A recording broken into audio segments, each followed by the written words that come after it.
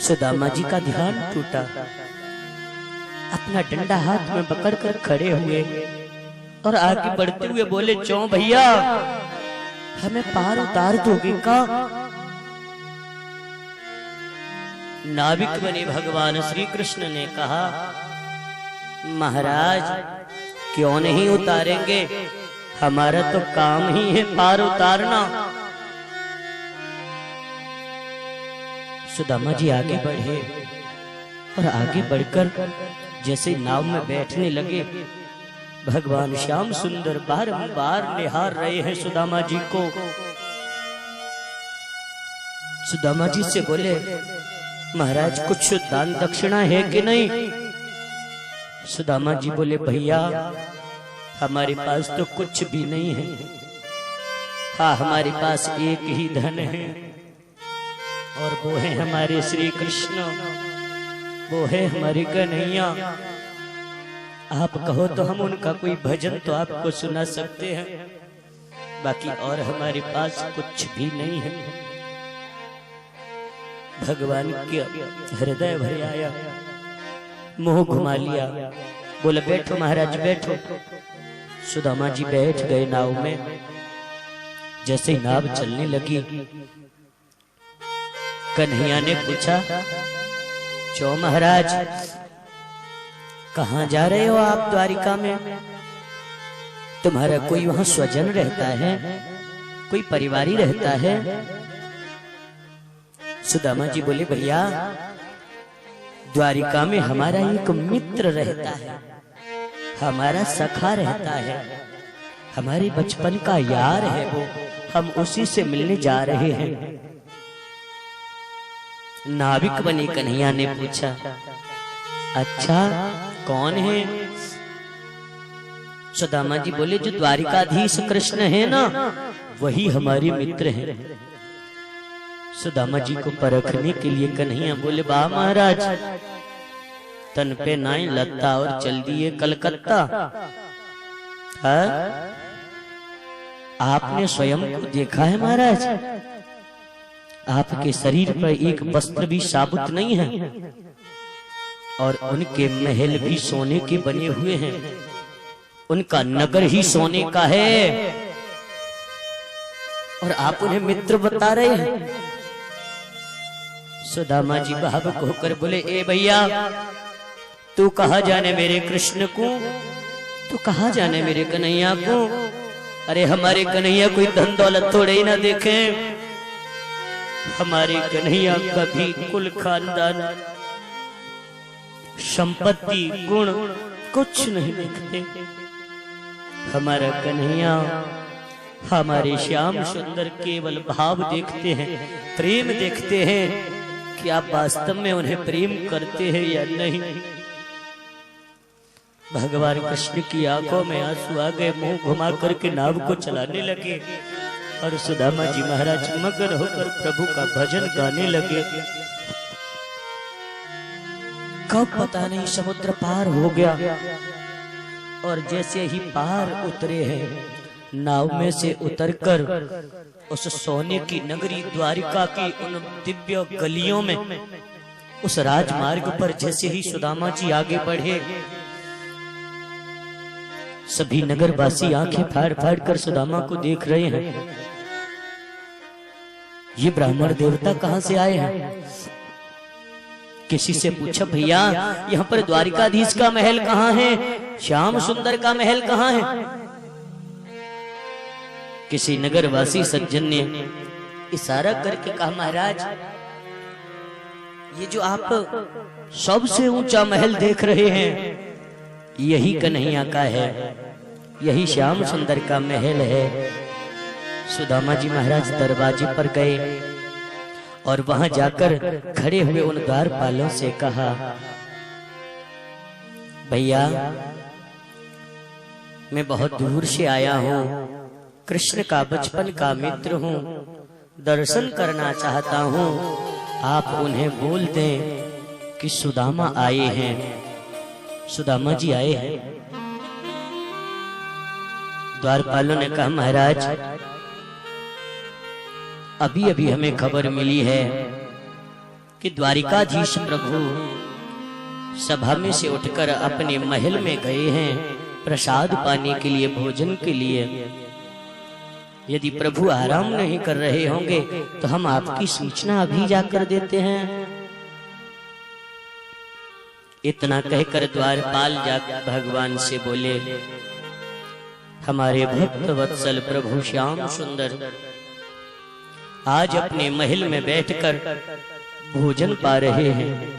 माता रुक्मिणी ने सोने के थाल में 56 प्रकार के व्यंजन बना के रखे हैं, पंखा कर रही हैं।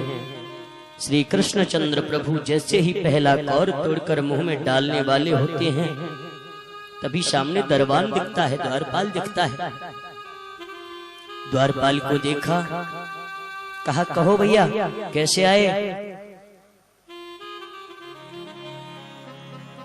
तो द्वारपाल ने कहा महाराज कोई ब्राह्मण देवता आए हैं, दरवाजे पर खड़े हैं, आपका दर्शन करना चाहते हैं। भगवान आपका दर्शन करने रोज ही लोग आते हैं, लेकिन ऐसा ब्राह्मण हमने द्वारिका में नहीं देखा।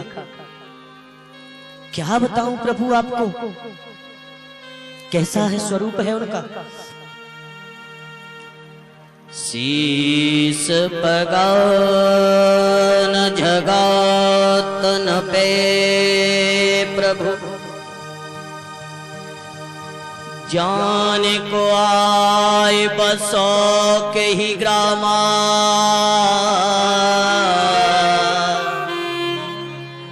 धोती फटी सिलटी दुपटी हर उपाय उपानन की नहीं शामा। द्वार खड़ो द्विज दुर्बल एक, रहो चकिसो वसुधा अभिरामा। और पूछत दीन दयाल को धाम, बतावत आपनो नाम सुधा। माताएं बैठी रहें जी, नहीं बैठ जाइए मैया बैठ जाओ, ये सब नहीं होता हमारे यहाँ। जैसे ही भगवान श्री कृष्ण ने सुना कि एक कोई ब्राह्मण आए हैं, वही ब्राह्मण आए हैं, भगवान ऐसा ब्राह्मण हमने नहीं देखा कि जिनके शीश पगान झगा तन पे प्रभु, न तो जिनके शीश पर पगड़ी है, ना ही शरीर पर झगुलिया है, कुर्ता है। शीश पगान झगा तन पे प्रभु जाने को आए बसो के ही ग्राम। पता नहीं कौन से गांव से कहां से आए हैं। उनके पैर फट चुके हैं, एड़ियां फटी हुई हैं, बीमारियां हो रही हैं, सैकड़ों कांटे उनके पैरों में चुभे हुए हैं, जिनमें घाव हो गए हैं कांटों से, और उनमें से रक्त निकल रहा है। प्रभु मुझे याद आया, उन्होंने अपना नाम सुदामा बताया था। जैसे ही सुना कन्हैया ने क्या कहा, हाँ प्रभु उन्होंने अपना नाम सुदामा बताया था। इतना सुनते ही कन्हैया भोजन की थाली से खड़े हो गए और दौड़ कर गए हैं।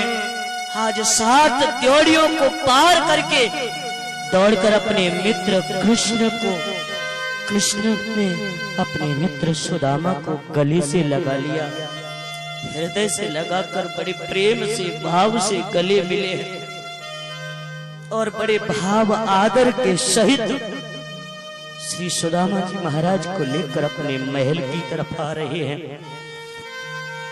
प्रभु प्रेमियों,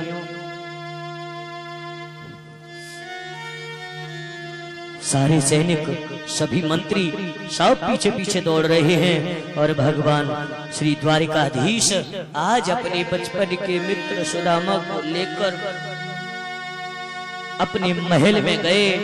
अपने दिव्य सिंहासन के ऊपर सुदामा जी को बिठाया और माता लक्ष्मी रुक्मिणी मैया से कहा, ब्राह्मण देवता के पैर धोने के लिए जल लेकर आओ। जब तक रुक्मिणी जल लेने गई हैं, भगवान श्री कृष्ण धरती पर बैठ गए और आज सुदामा जी के चरणों को जैसे ही हाथ लगाया है, जिनके चरणों की बिबाइयां फटी हुई हैं, रक्त निकल रहा है। कहते हैं आज भगवान श्री कृष्ण इतने द्रवित हो गए अपने मित्र को देखकर। देख सुदामा की दीन दशा, करुणा करके करुणा निधि रोए।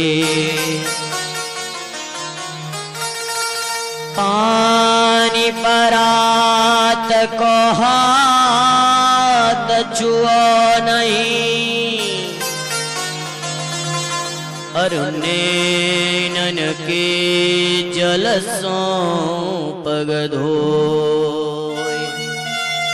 आज है भक्त वत्सल करुणा कर प्रभु द्वारिकाधीश अपने परम मित्र सुदामा की यह दशा देखकर इतना रोए हैं कि जो चरण धोने के लिए जल मंगाया गया था, उस जल की तो जरूरत भी नहीं पड़ी। कन्हैया ने आज अपने आंसुओं से ही सुदामा जी के चरणों को धो डाला है, धो दिया है। आज इतने भाव विह्वल हो गए हैं कन्हैया। सुंदर स्नान कराया, सुंदर वस्त्र पहनाए सुदामा जी महाराज को, 56 प्रकार के व्यंजन बनवाकर आज सुदामा जी को भोग लगाया है।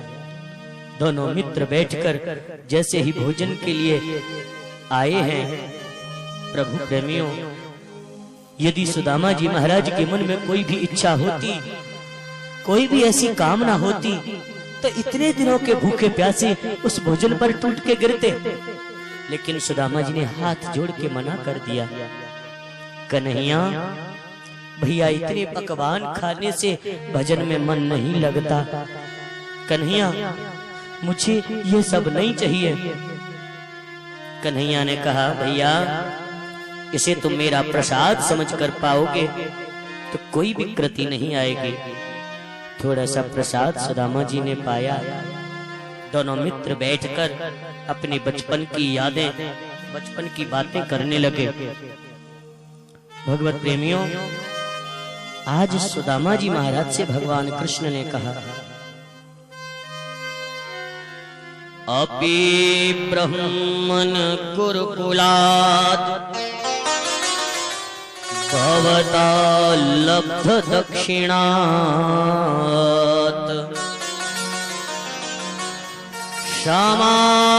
क्षमावृत्तेन धर्मज्ञ भार्योढव सदृशी नवा। भैया, आप गुरुकुल में कहा करते थे कि हम विवाह नहीं करेंगे। जब गुरुदेव ने आपका समावर्तन संस्कार कर दिया, जब आप अपने घर गए तो आपको भार्योढ़ सदृशी नवा, आपके जैसी सद्गुण संपन्न धर्म पत्नी मिली या नहीं, विवाह हुआ कि नहीं? सुदामा जी बोले, देख ले भैया, भरी भीड़ में कैसी बात पूछ रहे हो। कन्हैया ने कहा, भैया यही तो पूछ रहा हूँ। सुदामा जी बोले, हाँ भैया, बिल्कुल इच्छा नहीं थी, कोई कामना नहीं थी, माता पिता नहीं माने, विवाह कर दिया और तेरी भाभी को नाम सुशीला है। कन्हैया बोले, पतो है, हमने तुमसे चौ पूछी है भाभी घर में है कि ना है। सुदामा जी बोले, हमें क्या पता चौ पूछी है,